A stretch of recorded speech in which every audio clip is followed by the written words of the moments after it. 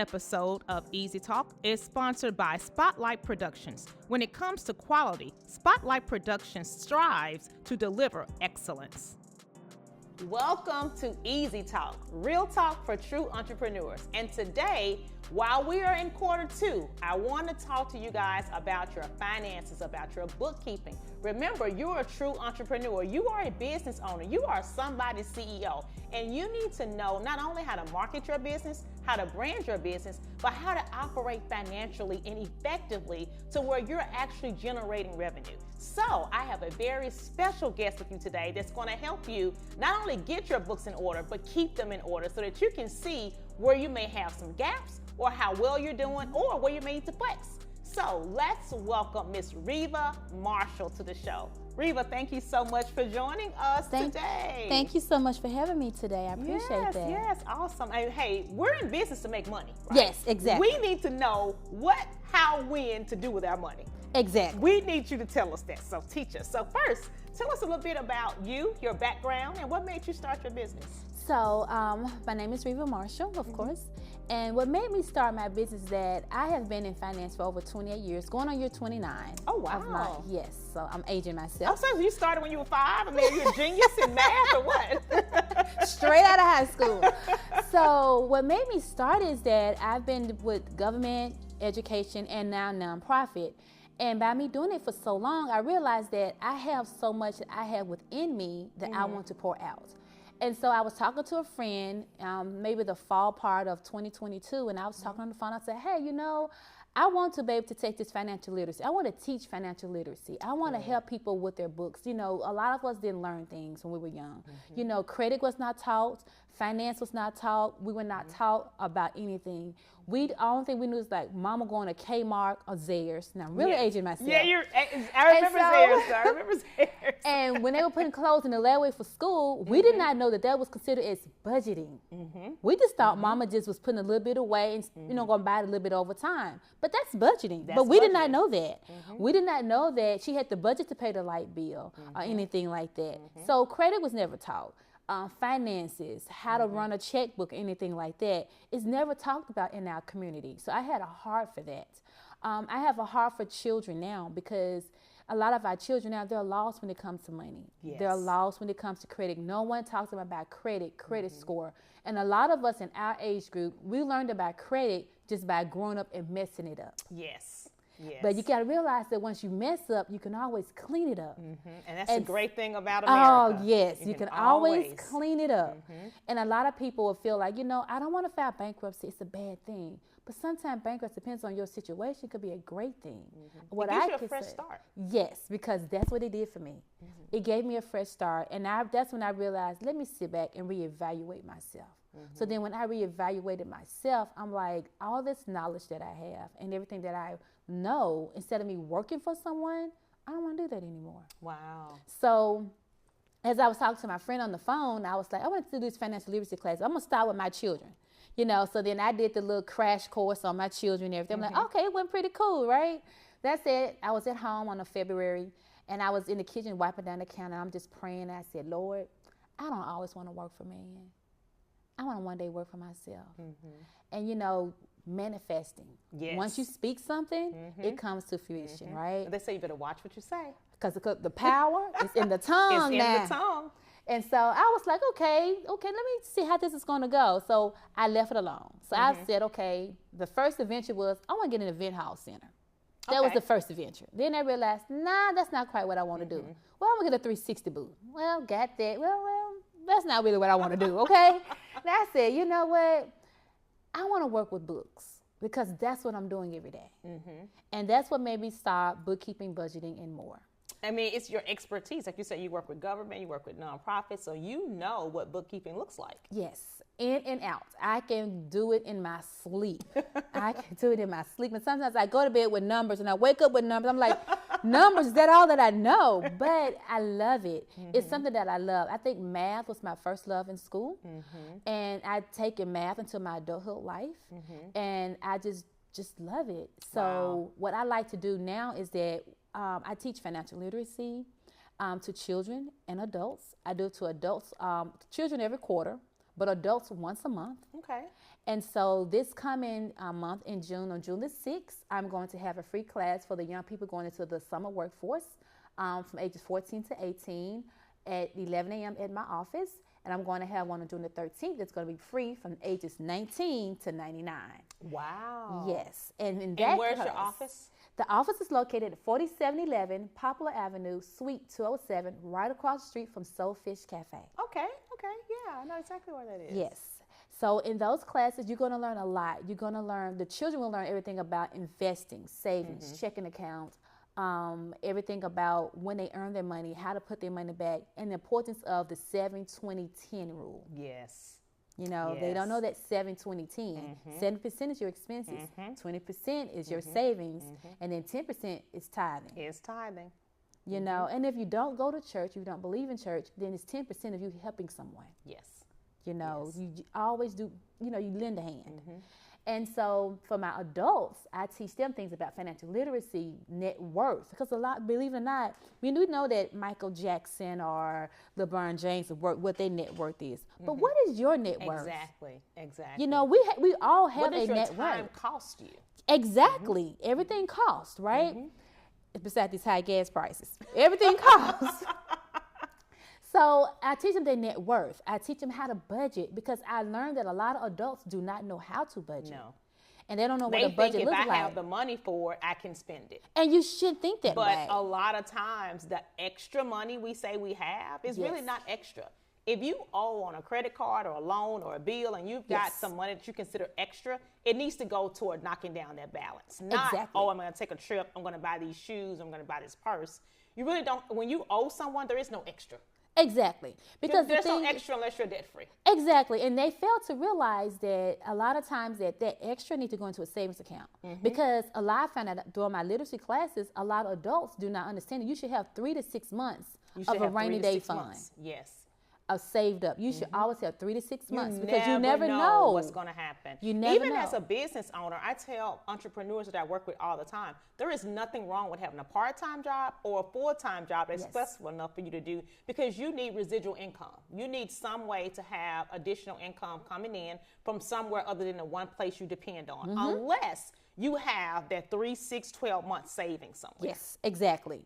And once you start a business, a lot of times business owners, we start businesses out of our own money.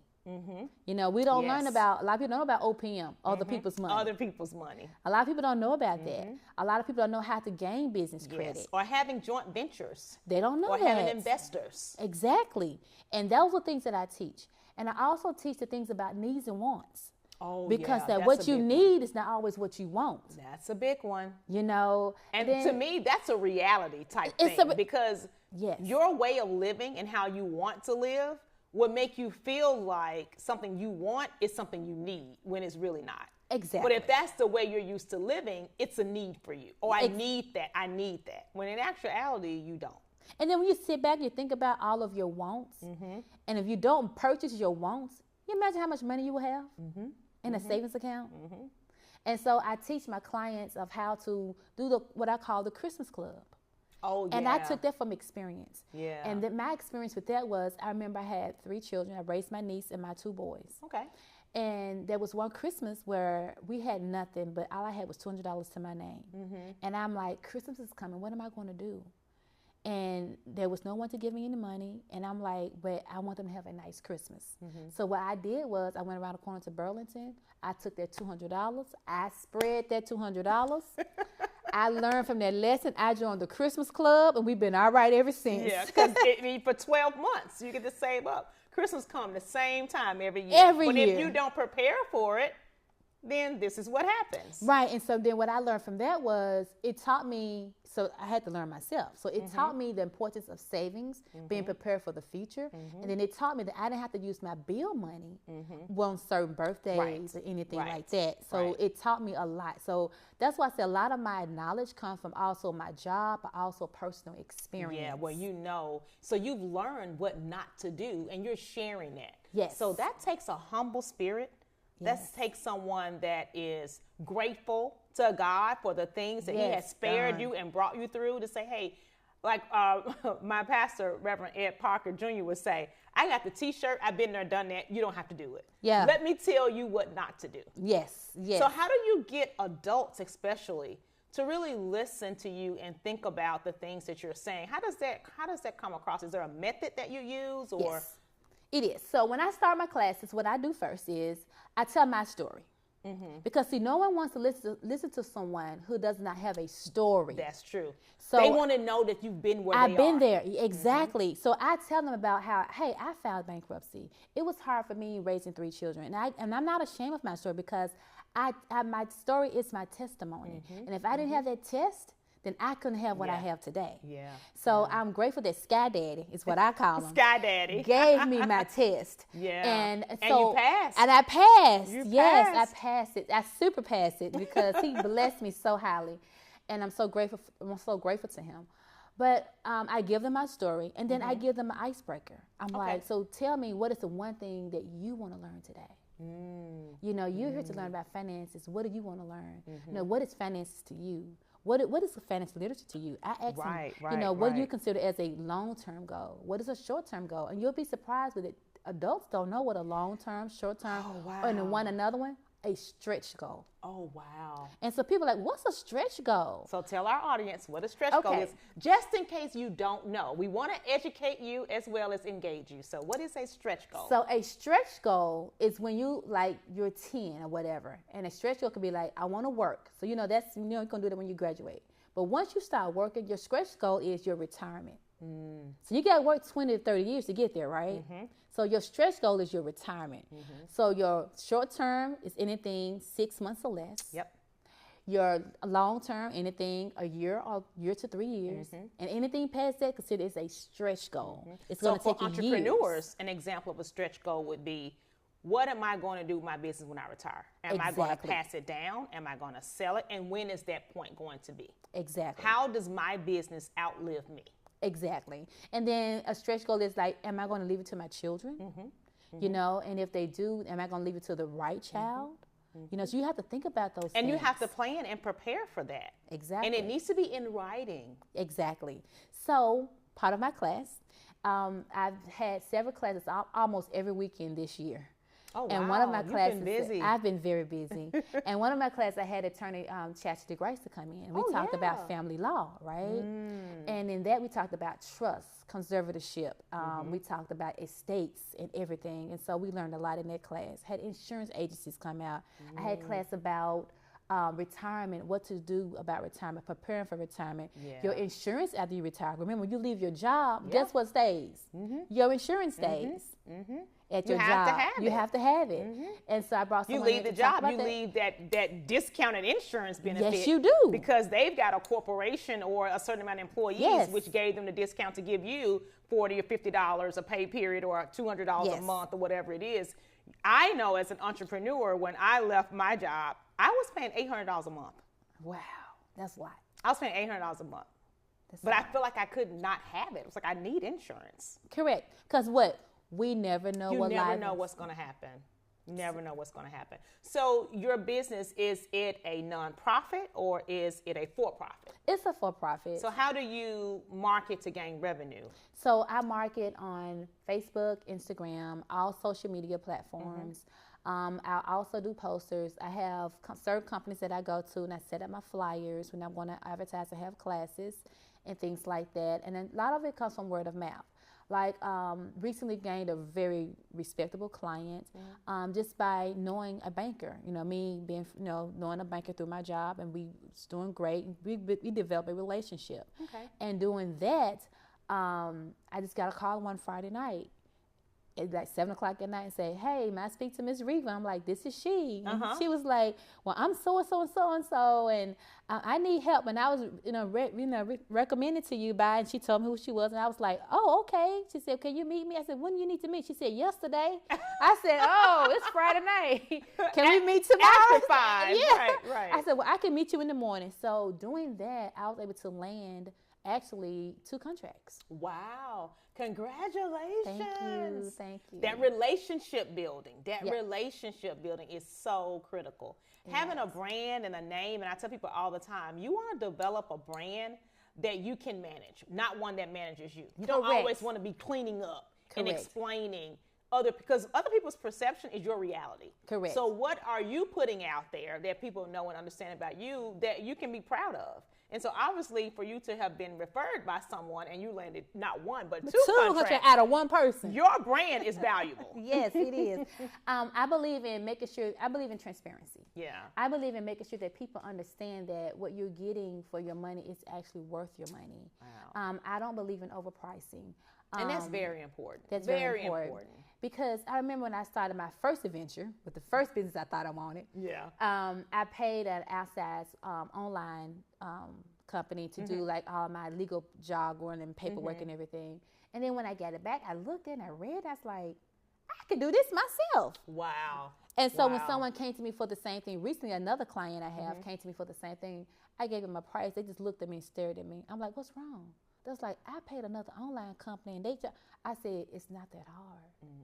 It's not that hard. And when you know your value and your worth, and you can give a real price, you can get more clients that way. Yes.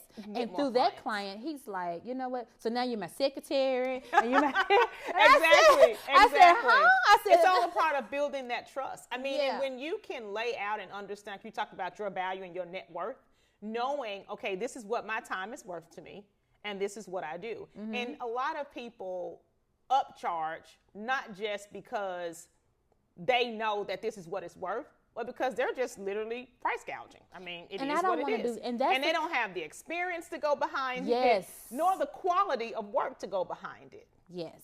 And that's my goal. My goal is to never upcharge because I believe in giving people a fair market price. And sometimes my prices are lower than what they should be, simply because I believe that if I give you that, then you're going to refer me to someone else. And I believe in being fair to people. I believe in being honest with you. And I would just tell you straight up, look, your books are not what they should be, but this is where they need to be. Now, I can help you get there. Give us an example of that. Give us an example of a scenario where you've had a client and you looked at their books and was like, how are you functioning?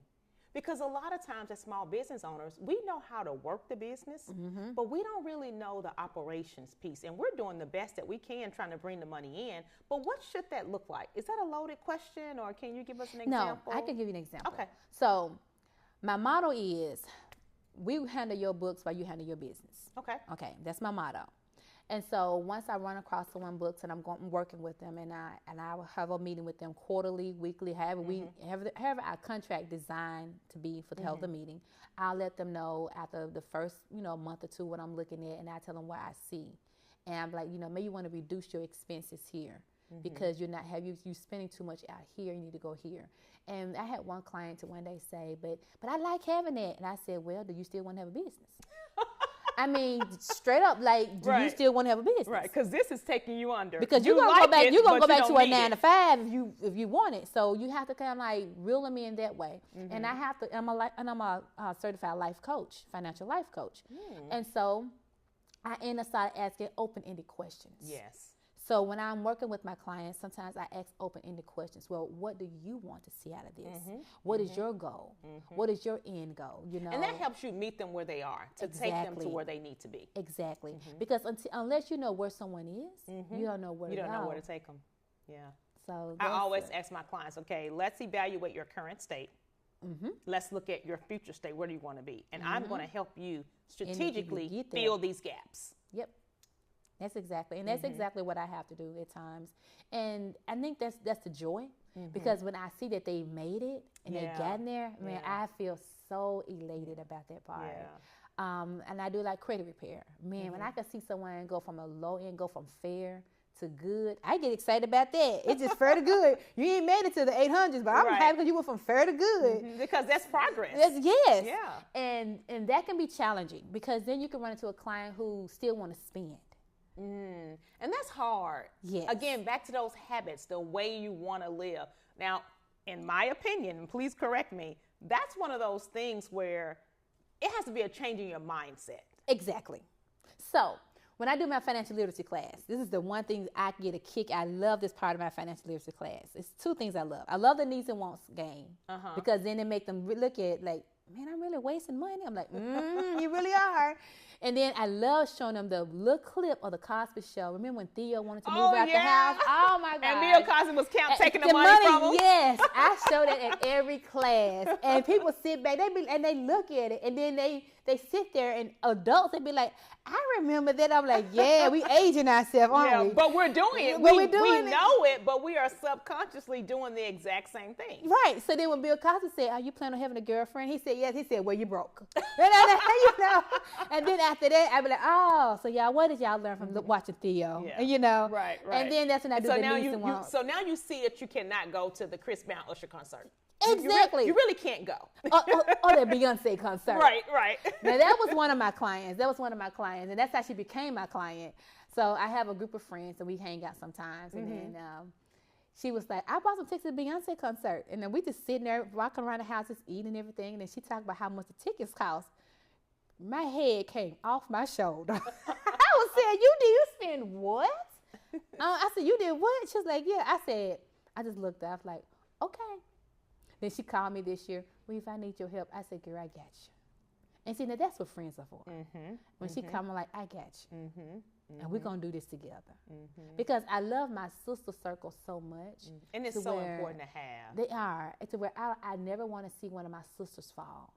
I never want to see anyone in our community fall or fail when it comes to finances.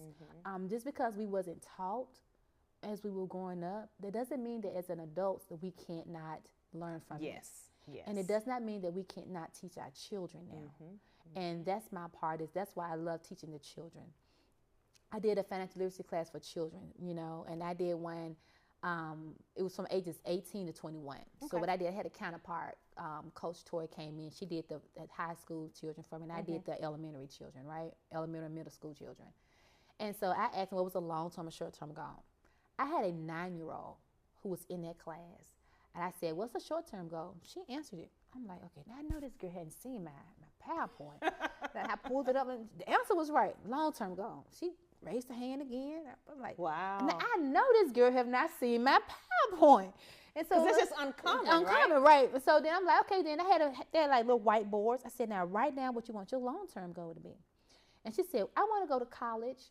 I said, then what else you want to do? I want to buy a house that costs $429,250.25. Oh, my goodness. I looked at her. I said, you live in East Oakland, California? Where you living at? Because, baby, you went down to the penny. But she was so smart and so just her character. She was aware. And only 9 years old. And knew that. And that means she's being taught at home. Exactly. And that means that your children are not too young to learn. No. So I encourage parents that when I have these children classes, for the children, it's only $15 for the children. And you cannot beat it because a lot of times parents, we tell our children everything, but they sometimes don't listen to the parent. That's and true. They will come back home and they will say, well, my kindergarten teacher said, but you've been saying it for 5 years, right? Okay, but the kindergarten teacher is right. So parents, I just saying that when I have financial literacy classes for children, just let them come. It's $15, but June the 6th is going to be free from 14 to 18 for those who's going to the summer workforce. Then I want to have another one for the other children as well. And they will learn so much. Your children are going to come back. They're going to tell you what a stretch goal or goal. And then I challenge you that after that, parents have homework. They have to make sure their children have a goal. They have an allowance. They open up a checking account. That's good. And then literally, I give them this. And they have to make sure that their children stay on track of every 3 months looking at where their money goes. So now I'm not teaching the children. I'm challenging the parents at the same time. So that's one of my great things that I love to do. And another part of my thing, I teach everything as far as retirement savings. I do core values. So if you're a new business owner, right? You need SMART goals. And so then I help you with your EIN, setting up your company website, creating your company website, coming up with a good company core values, your vision statement, your mission statement. Your value proposition. Exactly. You got to know who your target audience is, who you're going after and why. What's the value in your business? And the one thing I really tell every business owner that you have to have a target statement. Yes. So if someone walk up to you, you say, what do I do? Or what do you do? You have to say, hey, my company does this, this, and this. You have to have a target statement on point, ready to go. And if you don't have that, they're not going to buy into you. Nope. They're not going to believe that you know what you're talking about. And so you have to be able to give that, and it's like your elevator pitch. You have to be able to give it in 30 seconds or less. Exactly. And so when I do a startup company, I give them all of that. I give them their target speech. I give them their vision, their mission, their EIN. I get them registered with the state. I get all of that for them. Then I'll be like, okay, that's one contract. Now, once that's done, do you want me to help you with your books? Now, I also teach QuickBooks classes. Oh, that's great. So I use QuickBooks. But then you have some people who already have businesses and they just want to learn how to use QuickBooks. Okay, so I teach those classes as well. That is awesome. Now, she teaches QuickBooks classes, everybody. Now, when I teach QuickBooks classes, it's a 3-session class. Because one, we're gonna do finance 101.